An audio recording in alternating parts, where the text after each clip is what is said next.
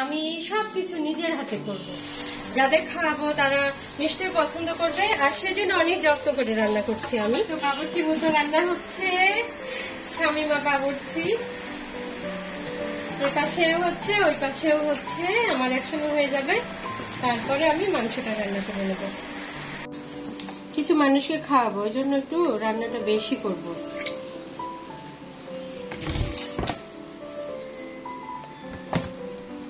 সকাল থেকে ব্যস্ত রান্না বান্না করতে, এগুলো এখন তাড়াতাড়ি একটু কেটে নিই।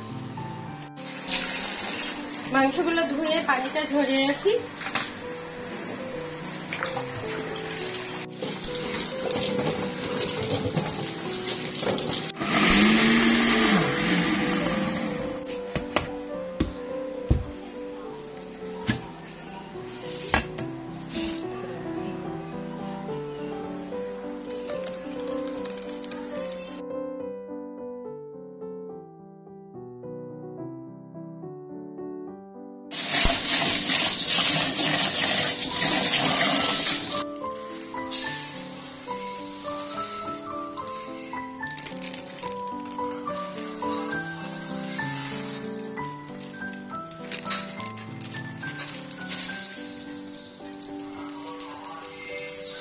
আসসালামু আলাইকুম, আপনারা সবাই কেমন আছেন?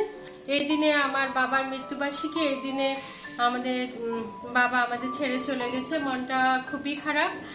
তাই ভাবলাম যে কিছু সুবিধা বঞ্চিত মানুষ যারা না খেয়ে থাকে তাদের সাথে কিছু খাবারটা ভাগাভাগি করি, তাতে আমার বাবার আত্মাও শান্তি পাবে, আমার মনটাও ভালো হবে। সেজন্য আমি কিছু খাবারের আয়োজন করেছি। আমি আজকে ভোরে উঠে সবকিছু নিজের হাতে করেছি এবং আমি নিজেই সবকিছু রান্না করব। এটার মধ্যে একটা আলাদা তৃপ্তি আছে। আমি হয়তো বাইরে থেকে অর্ডার দিয়ে খাবার এনে সবার মধ্যে বিলি করতে পারতাম, কিন্তু সেটা করব না। আমি সবকিছু নিজের হাতে করব।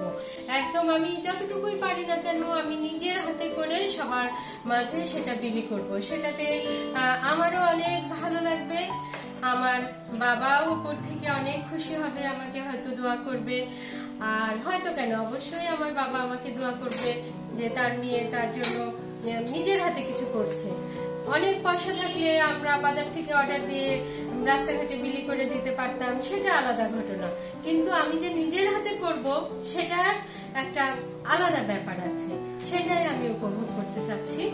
আর আজকে আমার বাবার মৃত্যুবার্ষিকী, আপনারা সবাই আমার বাবার জন্য দোয়া করবেন। তাহলে চলুন, আমি অ্যাপ্রনও করে নিয়েছি, কিছু রান্না বান্না করি। এই যে এখানে আমি 4 কেজি চাল নিয়েছি, আর এখানে আমি 1.5 কেজি ডাল নিয়েছি। এটা দিয়ে আমি আজকে পোলাও চালের খিচুড়ি রান্না করব। পোলাও চালের খিচুড়ি রান্না করব আর সেই সঙ্গে মাংস করব।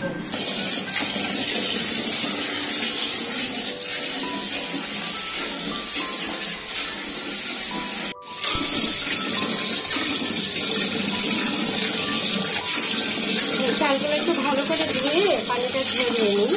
এত বড় রান্না তো সবসময় আমি করি না, একটু কষ্ট হবে, তারপরেও মন ভালো লাগছে মনের দিক থেকে, সেজন্য খুবই এনজয় করছি রান্নাটা করতে।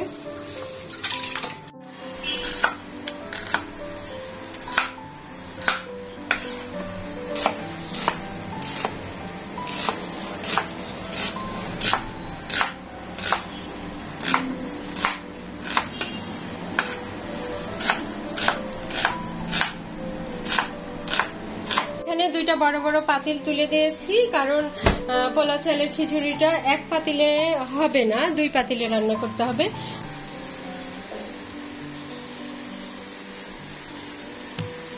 একসঙ্গে 2 পাতিলেই শুরু করে দেবো রান্না।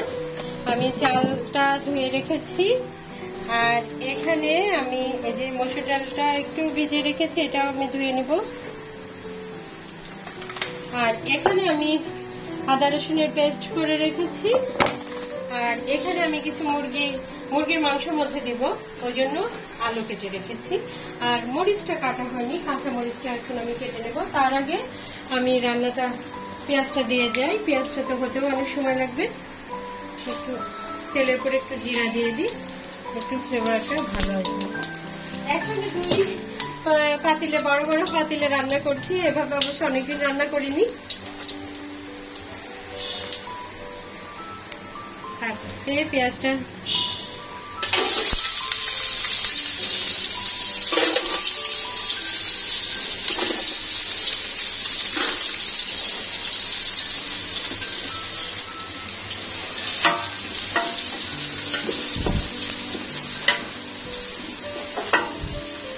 পেঁয়াজটা নেড়ে দিই, আবার এই পাশেরটাও নেড়ে দিই। একসঙ্গে 2 পাতিলে রান্না করে ফেলি। আমি সবাইকে বলেছি দুপুরে খেতে দেবো, ওই জন্য একটু তাড়াতাড়ি করছি। এটা হোক, আমি এর মধ্যে কাঁচামরিচটা কেটে নিই। আমার পেঁয়াজটা অনেকটা নরম হয়ে গেছে, আমি চালটা একটু ভেজে নেব। চালটাও আমি এর মধ্যে দিয়ে দেব। আমি একটু মেপে দিই, যেহেতু 2 পাশে রান্না করবো, 2 পাশে যেন সমান হয়।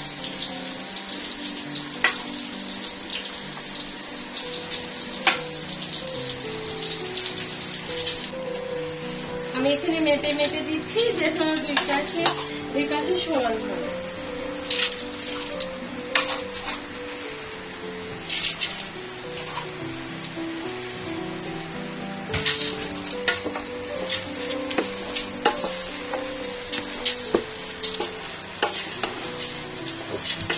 তেলে ভেজে নিব। আমি যেভাবে রান্না করি কলার চালের খিচুড়ি, ওইভাবে রান্না করবো মূলত। 2 পাশে নেড়ে দিই।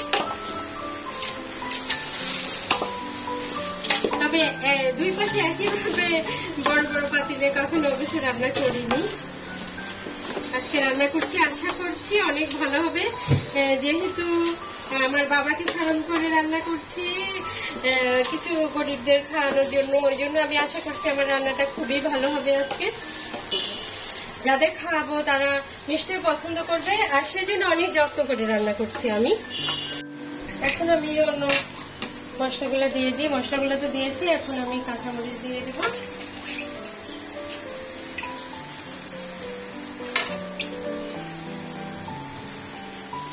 আর যেটা লবণটা আগে দিয়ে দিই।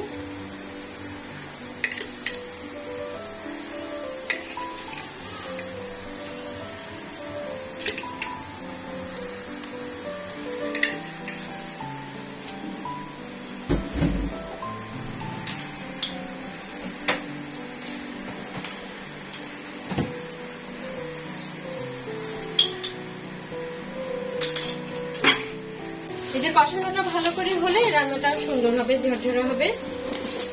আর আমি যেহেতু অনেক মন প্রাণ দিয়ে রান্না করছি, খুবই ভালো হবে আশা করছি। আপনারা দয়া করবেন যেন খুবই ভালো হয়। এই পাশটাও নেড়ে দিই। একসঙ্গে 2টা হয়ে যাচ্ছে, এটা একটা ভালো। আর এই যে আদা রসুন আমি পেস্ট করে রেখেছি, এটাও আমি দিয়ে দেবো।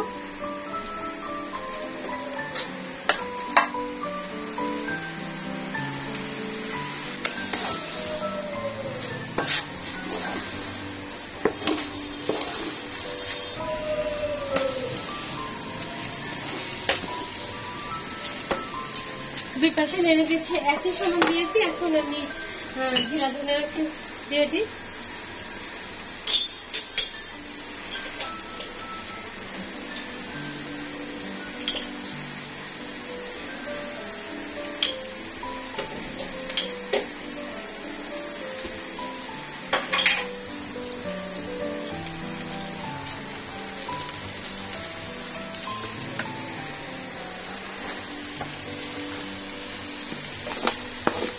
আমার সব মশলা দেওয়া হয়ে গেল, এখন শুধু নেড়ে দেবো আর পানি দিয়ে দেবো।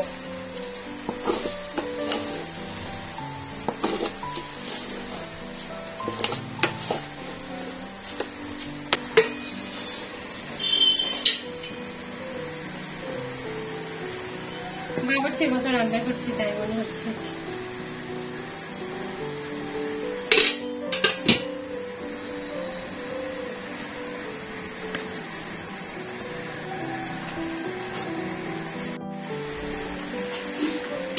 আমার তো বাবুর্চির মতো রান্না হচ্ছে, শামিমা বাবুর্চি।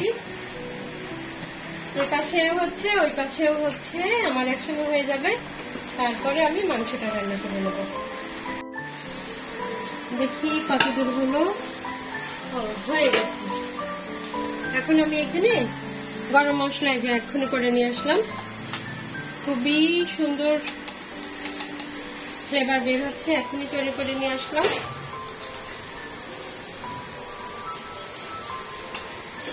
এখন আমি এটা সামান্য নেড়ে, বেশি নাড়া যাবে না, হয়ে গেছে, একটু ওপেন করে রেখে দেবো।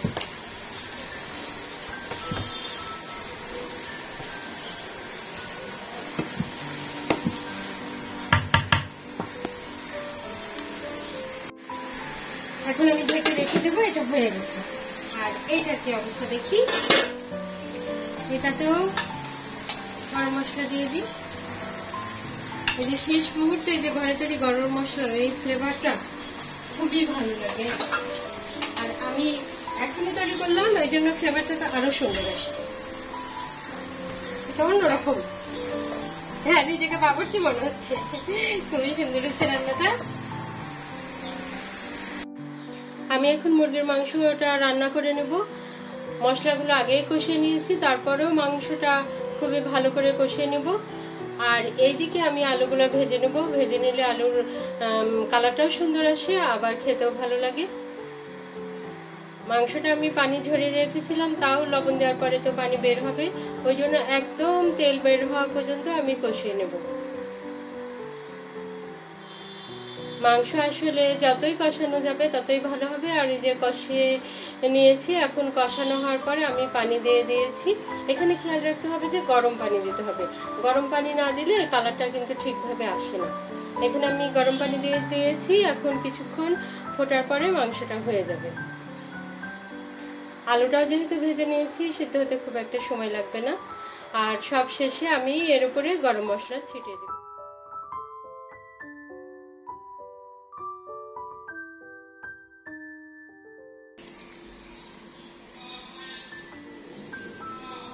বিসমিল্লাহ বলে শুরু করি।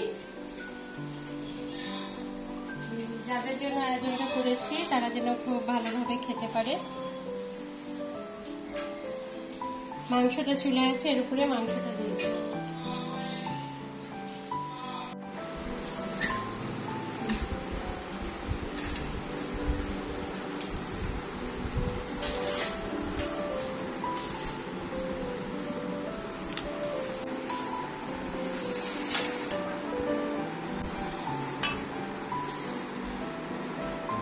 নিয়ে যেতে অসুবিধা হবে তাই বাটিতে করে নিচ্ছ?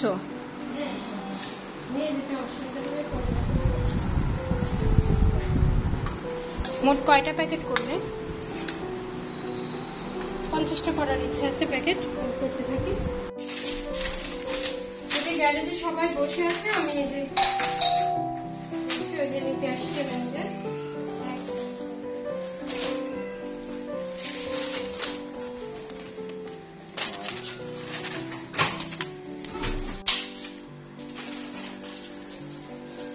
চলে যাচ্ছে সবাই।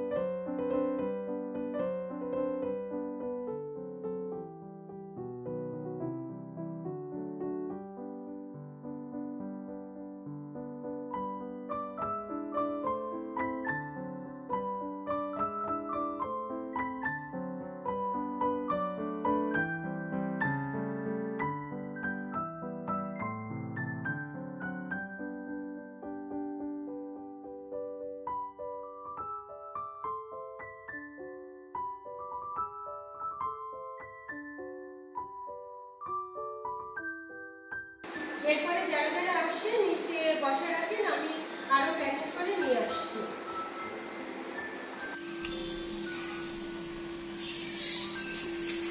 আজকে তো অনেক কাজ, আর বেশি আপনাদের সাথে ভিডিও করতে পারবো না সম্ভবত।